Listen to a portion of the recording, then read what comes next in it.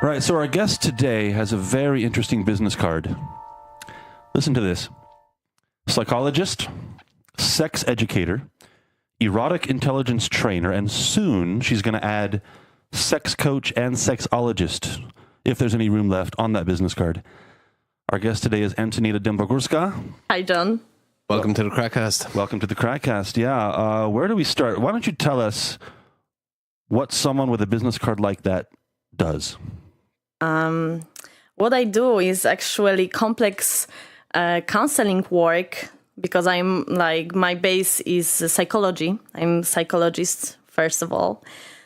But it's all around the couples and the sexual issues and erotic issues. So this is what I work on, and I work as an expert for startup. I write articles for Lounge magazine, and I run my own office where I basically meet people and I talk to them about their struggles. Now, of course, we don't expect you to talk about any clients in particular, but tell us in a general sense, in general terms, what are the specific issues that lead people to seek your help? What I can observe, like my ordinary clients are like individual who are lonely. This is the most common things I counsel, because I think to every counselor, every therapist has his own like prototype of clients. So the people I attract, let's say, in my practice are people who are lonely. And it's very common problem right now. I have people more, same males and females. It's 50-50 who have great career. They already are really like satisfied with their stability and with their education, their hobbies, their passions, everything. But they struggle with love life. And they are coming to me saying that, okay, I achieved everything, but I feel like I have no one to share it with. And this is the one group of people, and also couples who are kind of my area of interests and research also, who are facing the crisis. And also they know that I am erotic intelligence trainer. So there are people who kind of face the erotic crisis. It's not only sexual dysfunction, let's say. We don't like word dysfunction right now in the field I work, but it's eroticism. And eroticism is the emotional context of sex. Let's talk about each of these groups separately. Let's start with the first group, these lonely people. You say they're successful in other aspects of their life, professionally, etc. Why is this one aspect, the sex life, why is it so far kind of behind the other aspects of their lives? Why can they be successful professionally and otherwise, but they have problems in their sex life? Why just in the sex life area? Oh, that's a very hard question, because for every individual, I have different reasons why it's like this. But most of the reasons are actually in the family background, because I know that we could say that it's because they are busy. It's because they are too career orientated and focused on their career or whatever else, or gaining their stability. But I think it's a result of different reasons. So the reasons why people are completely ignoring, not developing in their private life are not the same as their career. Like, everyone's different, John, No, sorry, maybe I got it twisted, because people say, oh, I can't be in relationship because I am too busy. Yeah. But actually, I think you are busy because you are getting yourself busy, because it's easier for you than be in relationship.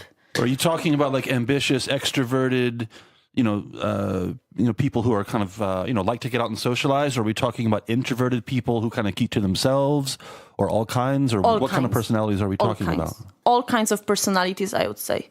And also I have to say that if it's any really like serious personality problem, let's say, or struggle, I have to refer a person like this to the psychotherapist.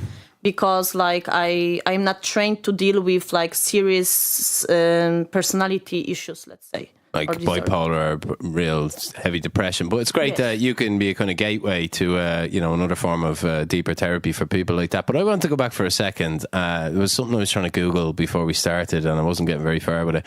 What exactly is erotic intelligence? Erotic intelligence is approach Okay. and skill. We can call it approach in theory and skill. And when we talk about the intelligence itself, it's how we manage things.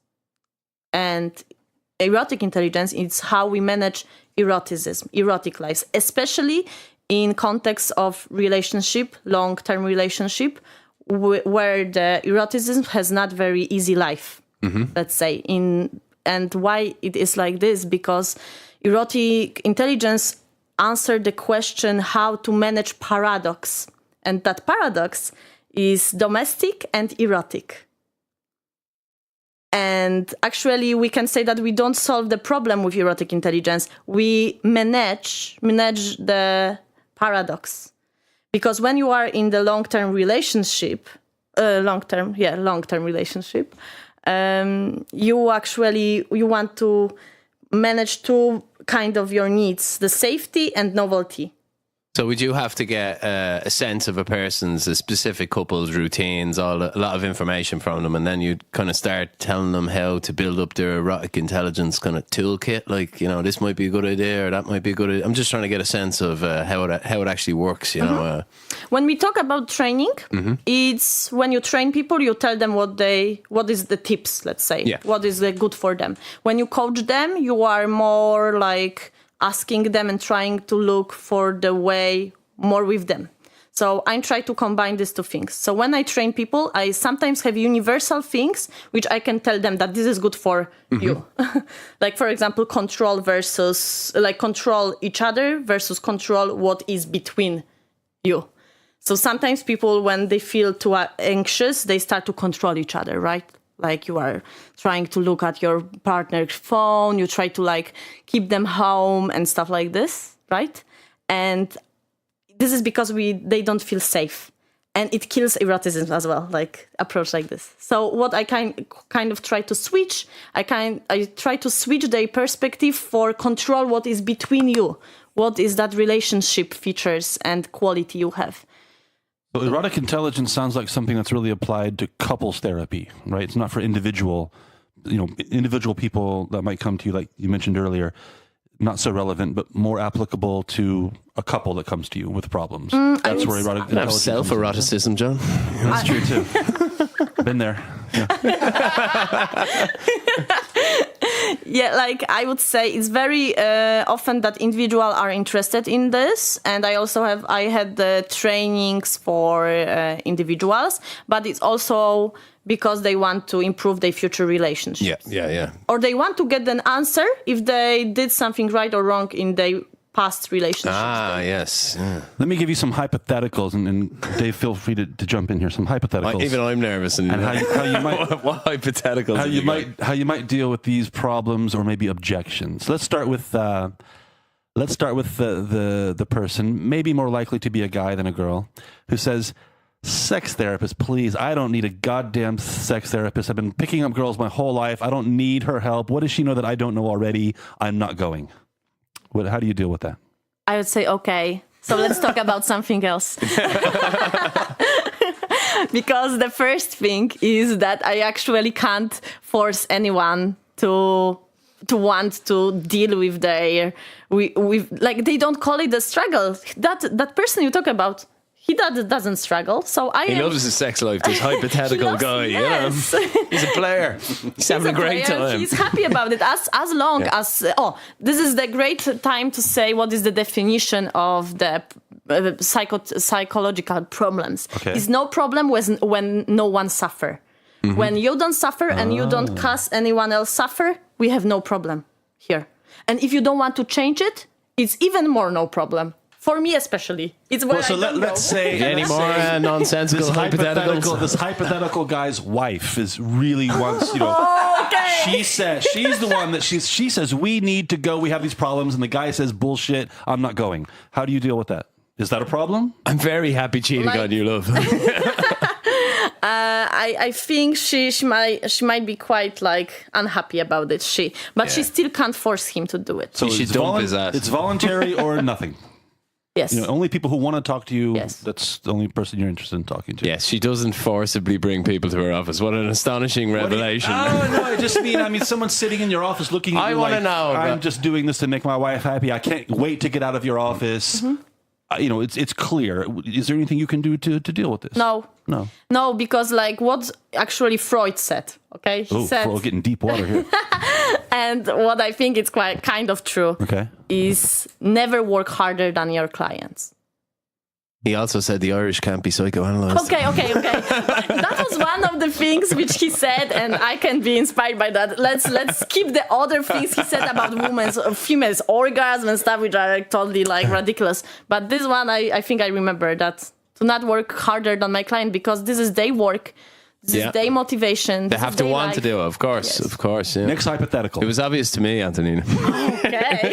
Not to John, no. Not to John. I'm too thick for that. John thinks people are dragged to sex therapy in of course chains. not drag, but Lockdown. again, in couples, one part of the couple, half Lobotomized. the couple says we have to do this. I want you to do this. The other couple says, the other part of the couple says, I'm skeptical, or I'm only going to go so you'll shut up. Okay, so you were trying to find out what you're trying to find out in your awkward way was: have you encountered the reluctant male in the group therapy, and is that a difficult thing to deal with? Do you ever find one person is far more keen to repair the relationship than the other? Can that get a bit awkward if you're in that situation? Or? It happens both sides. Sometimes is the guy who is actually trying to go for therapy with the girlfriend. Of course, yeah. Is very complex. But sometimes it's like that the first person is like one person is taking their spouse or partner, right? And the second partner is the one who really thrive in therapy. So first, like therapy and counseling, whatever it is, whatever I do with them. So sometimes the trigger was on the side of the female, but the male is the one who thanking me the most. You know what I mean? No, I get exactly what you're saying. So I think it's always good to try because you can go and you cannot come back. But I don't know, depends. Yeah, moving Surely on. I can't force anyone to. I've got another hypothetical. You're not going to step on my hypothetical. You got another hypothetical. Oh, God help you. Is it okay with you? Can I? Yes, go ahead. I'm really looking forward to it. I don't know if it's hypothetical. It's a question. But anyway, let's pretend it's hypothetical. Anyway, reading up about sex therapists, they really emphasize openness and honesty. Openness and honesty, right? And it's hard to argue with that. Openness is good. Honesty is good, right? But in the context of sex therapy, couples therapy, isn't there a big risk associated with this as well? If you ask him or her to say, look, I want you to look your partner in the eyes and tell him or tell her exactly what you want. Isn't that a huge trap to walk in for some people? I mean, it could be the end of the relationship, or be totally honest about this or that.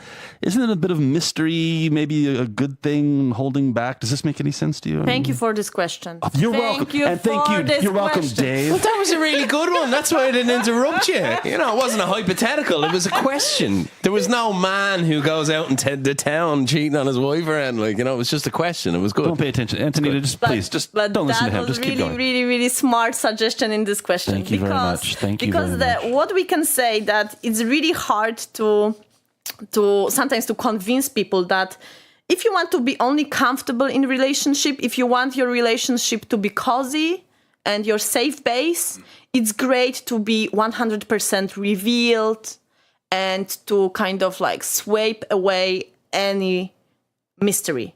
But what eroticism and passion thrive in is the conditions of something which is connected to our dark side. So it's fueled by uncertainty sometimes.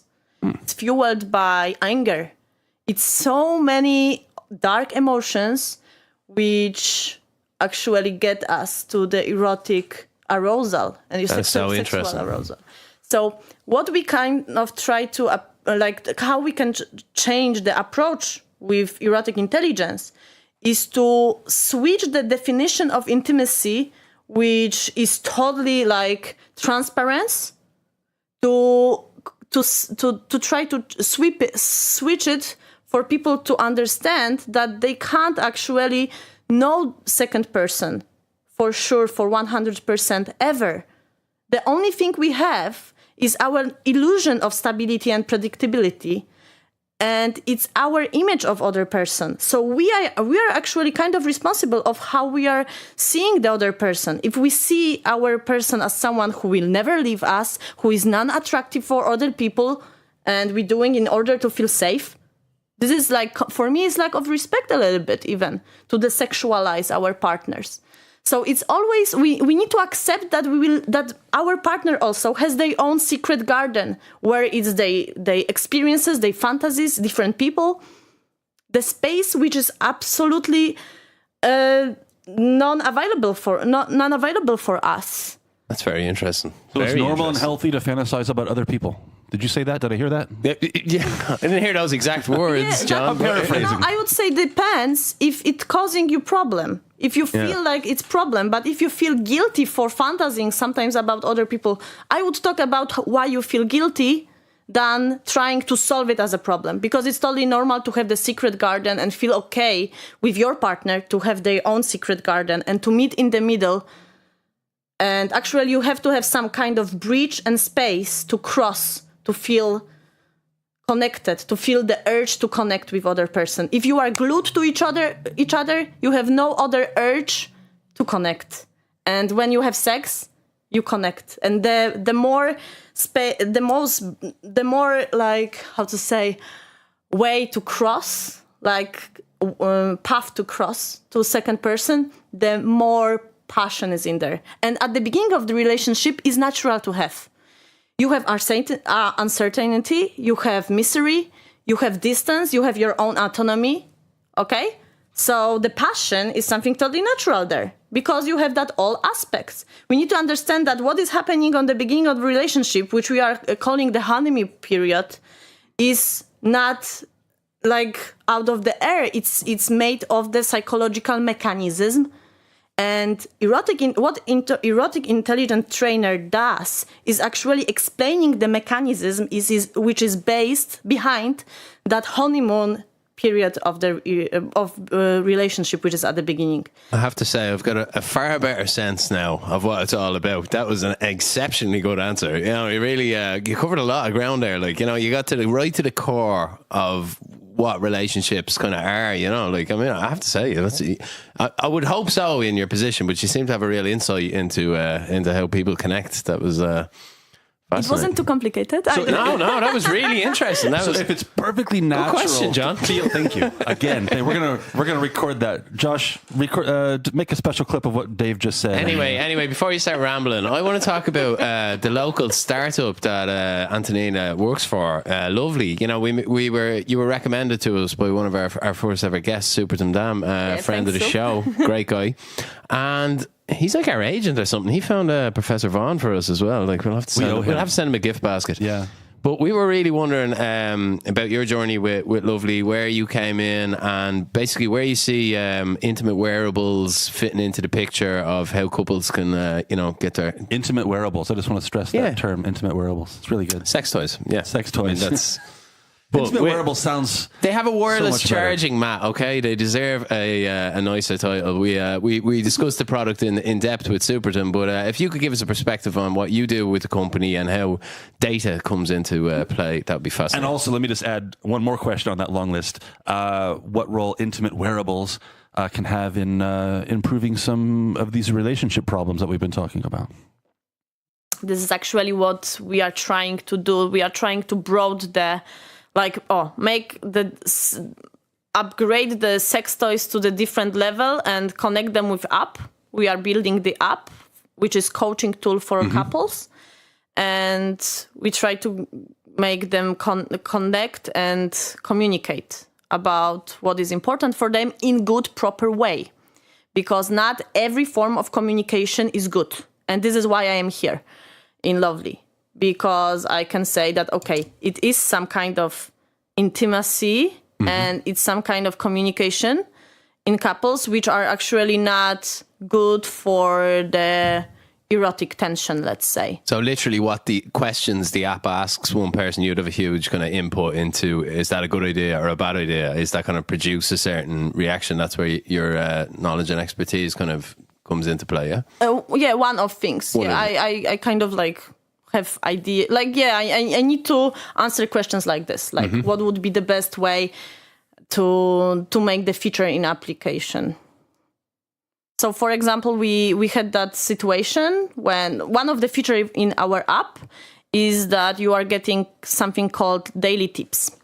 It helps, what I said before, maintain the image of your partner as sexual, as attractive, and maintain the also image of relationship as something which is adventurous. Okay, so it's giving you opportunity to send your partner messages. You are asked, for example, question. Okay, write down 3 sexy features of your partner. And you can decide if you are sharing. This is what we have in app. You can decide if you are sharing it with your partner or you are saving it for yourself.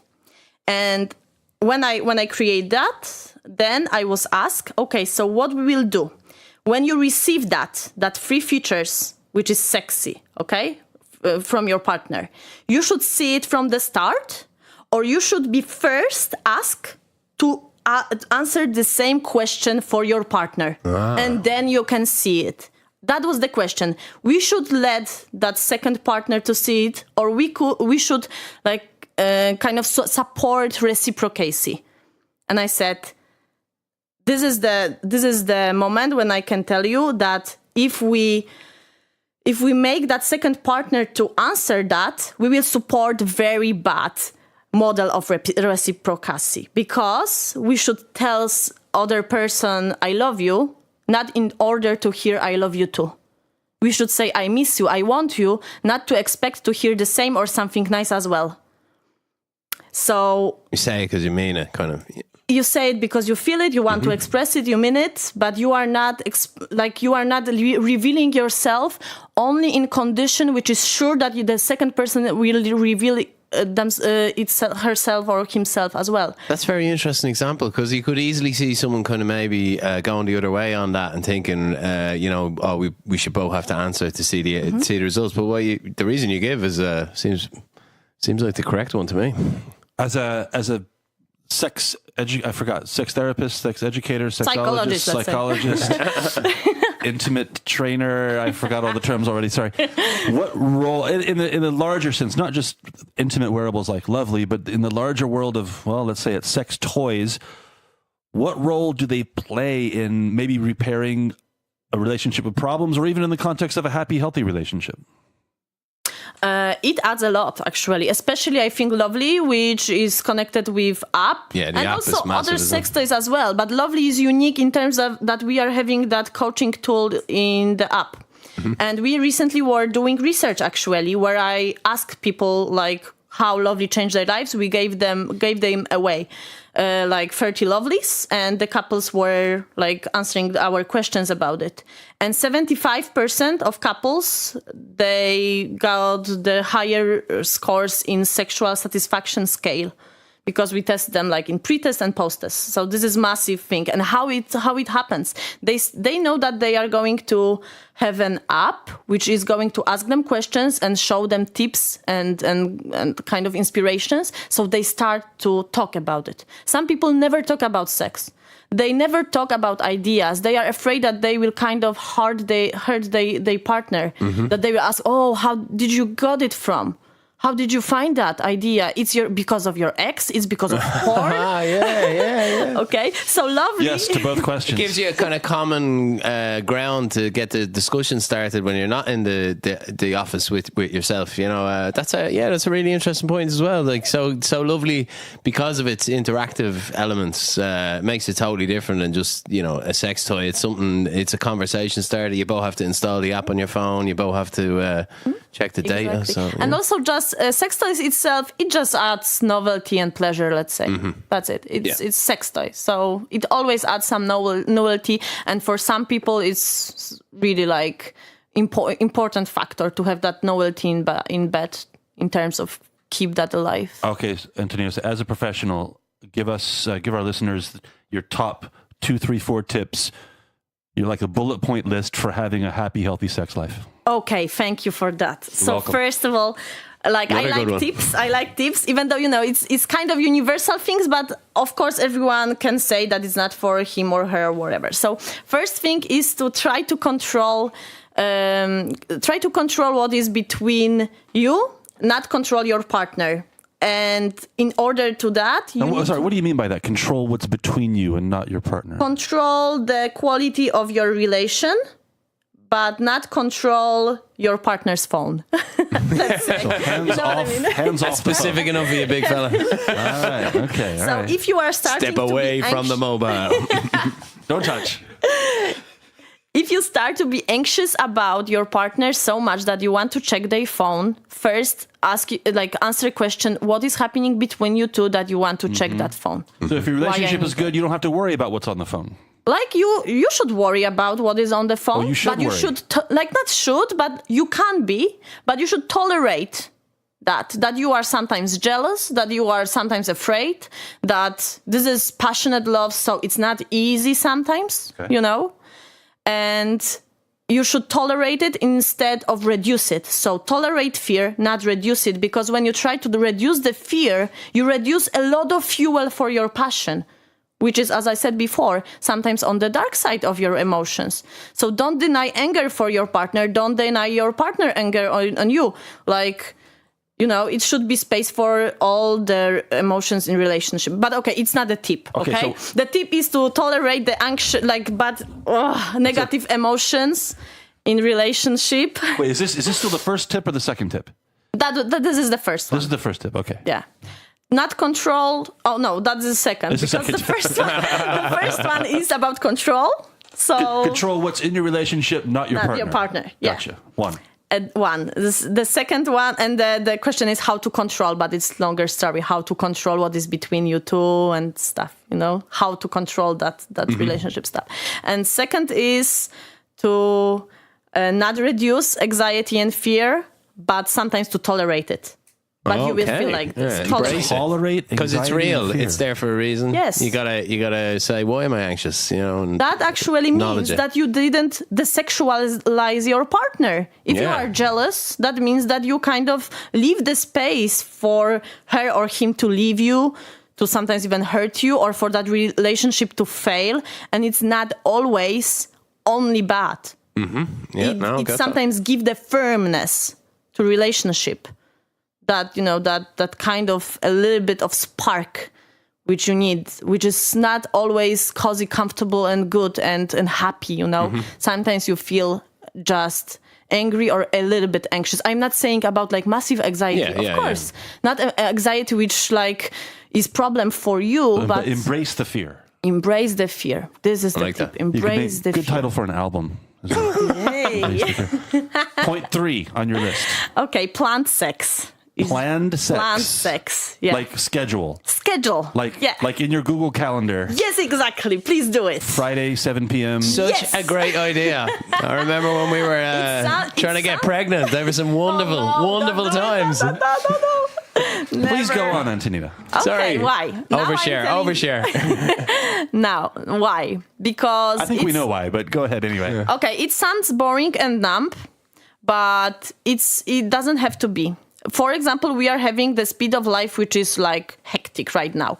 And the myth of spontaneity is actually cause of a lot of couples lack of sex at all, because they are expecting that they will experience what they see in the movies. Spontaneity. And in the movies, you won't see couple who is experience amazing mindful sex, which is going from 0 to 100 within not minutes and seconds, but hours, because it's not interesting on the screen. By the time they fall onto the bed, they've magically stripped off. That's Yes, they are throwing themselves on the wall, and they are in the middle of the action when you see it on the screen, okay? Taking your socks off, you have to be careful, you can seriously injure yourself. But have you realized that they never wear socks on the movies? Yeah, or they never take them off anyway. Not very sexy socks. No. Not very sexy at all.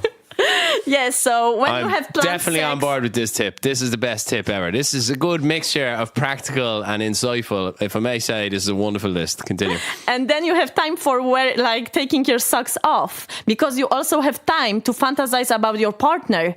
And actually what fuels desire the most is imagination. And we can say that the lack of desire and crisis of desire within couples is a crisis of imagination. It's the anticipation, too. You got all day or all week to look for, or all month. You can actually... or years. I mean, I was joking earlier, but I was serious as well. Is it January yet? God damn it. No. All couples embrace the plan model when they're trying to, have a baby. It seems to work pretty well. Like, there's a lot of men have a lot of fun during this period, of planning their encounters. All right. But on the scheduling thing, what is it? You sit down together and you look at your calendars and like, when are you free and when do you go to the gym this week and when do you have time? Exactly. Right. I would say like this, that we are saying, okay, on Saturday evening we are staying home, like in the bedroom, okay? And you already know that it's going to be space. There's a TV in there, right? Yeah. I hope not. And how much time do you budget for this, by the way? That's another question. It's 15 minutes, half an hour. Depends on what's on TV. It's complicated. That's very different. I can't answer it's related, that. but it's a different subject. True. Okay, so scheduling sex is number 3. And also it has to require to have space for word no. So it can turn into not having sex. Yeah.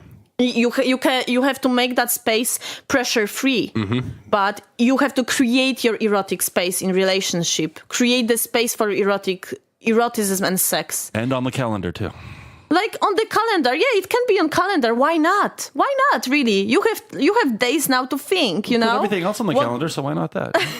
You can actually answer the question: what you like, what you would like to receive and give, and what kind of atmosphere you're craving for. And you get a spreadsheet going. Yeah. You can prepare, and this is how you are getting excited, because you think, you start to really fantasize about this moment. And you never know what is going to happen. You don't know what your partner is preparing for you. And it's actually the good comparison is with cooking a meal for your partner. Yeah. When you are cooking amazing meal for your partner, you need to be prepared by the ingredients and really think what would you like to cook for her or him in order to give them something special. The same could be with sex. It's about imagination, and it's more willingness than like spontaneous act. I would say spontaneous sex is great, but it can happen, okay? And for example, me personally, I wouldn't like to be in a relationship where sex only happens, because I try to give people that approach where sex could be their activity and kind of hobby even, let's say. But at the same time, wouldn't a lot of people say that maybe planning it, literally putting it on your calendar, takes away some of the magic? Yeah, but that's what she's just clearly skewered what I mean, the I argument. think most people would say that. Most female people, I would say. But it's received wisdom. Here. Antonina is an expert, John. I would tell you why. Because it adds expectations. You anticipate it. Yeah, you actually your partner might expect something from you, and then you feel like, oh, so I don't have any more that control when it happens, and I don't have any more choice if it happens or not. But this is why you need to make it kind of pressure free. Like a sports person, they have a football match going up, they're visualizing it all week, they're obsessing about it, they're thinking about it becomes their focus. Maybe it's a bad analogy, I'll stop talking now. Okay, what's point number 4? but actually this uncertainty, if your partner will say yes or no, this is it, because it's not a guaranteed thing. It's kind of like, if we're both in the mood, this is the scheduled time to do it, Yeah, this is scheduled time, but she or he still can say no to this, what I prepared, can say yes, can give me something new which I wasn't prepared for. It's a lot of novelty and what you say, magic. You should have to do the bins or something though if you pull out, there should be a kind of, a little domestic chore punishment, I think, It's kind of disappointing to get that notification from Google that says meeting canceled. God damn it. Isn't it fun? Come on. Isn't it fun? All right. Is there anything else on the list? Or is there anything else that people need to know, the basics for? Yes, I think the last one and very important is to just keep your own space and be individual and don't lose your individuality in relationship. Because as I said, you always need some space, autonomy, and kind of reach to cross to second person. So have your own boundaries, have your own hobbies, have your own friends, and don't forget about it in relationship It's and another marriage. great tip. I have to say, Antonina, it's been absolutely fascinating to talk to you. Some real genuine insights here. Like, it kind of maybe a bit different than I was expecting. Like some of these established kind of facts here are just pure, very interesting common sense to me. This is It's contra-intuitional, Yeah. but it works in practice. It just works. sounds like it. Antonina, for anybody listening who wants to get more information from you about what we're talking about on a professional one-to-one basis, where can they find contact information for you? I run fan page. I still don't have a website, even though I actually paid my developer 2 years ago. But In progress. in progress, These things take time. Name them and shame them. I didn't need so much advertisement, to be honest, so far. So Referrals are the most powerful exactly. advertising. Well, we'll put that link in the show notes. But I run the fan page where you can also read my articles in Polish and in English. I write blog for Lovely, and I write the articles for Lounge magazine, and it's Inteligencja Erotyczna in Polish. And I think it's the best way to contact me through this fan page so far. I don't know about you, John, but I feel like I've had a bit of a free consult here. This has been utterly riveting. Psychologist, sex educator, erotic intelligence trainer, soon to be sex coach and sexologist, Antonina Dębogórska, thank you very much for joining us today. Thank you very much.